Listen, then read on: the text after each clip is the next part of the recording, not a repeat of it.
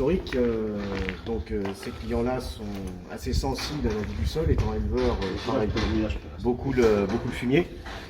Et effectivement, c'était une demande de leur part au départ de chercher un peu ce type de produit-là pour décomposer la matière organique, valoriser les apports organiques. On a testé avec toi le Sinosol et c'est vrai que l'année dernière, on a commencé ça.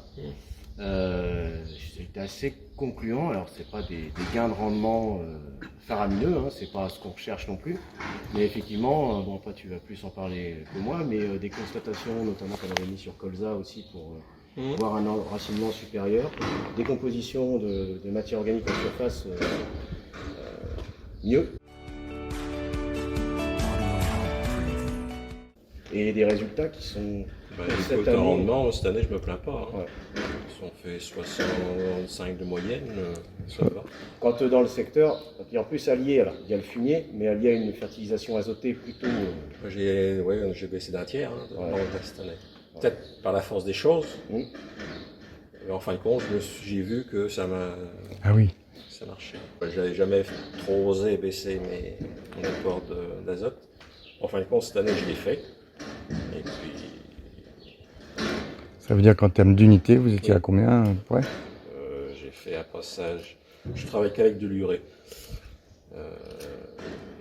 Un passage à 150 kg et puis l'autre à 100. Parce que là, la parcelle, c'est qu'il n'y a pas de terre. Hein. C'est comme ça, là. Cailloux. Ce que j'ai récupéré, les cailloux dans le sous-sol, c'est ça. Et puis de la dolomie. Ouais. Donc, c'est vrai que ça n'a pas peiné. Il y a j'ai le voisin qui passait au printemps, après la sécheresse. Là. Il passe sur la route. Il me dit, c'est vrai que tes blés, t'avais pas de blanc comme j'en vois des fois des parcelles où ils étaient déjà blancs. Ils sont restés verts, quoi, malgré le sec. Ouais.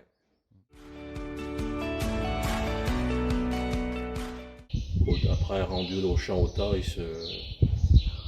y a pas mal de leur brasser. Ils décomposent très bien. Mieux qu'avant.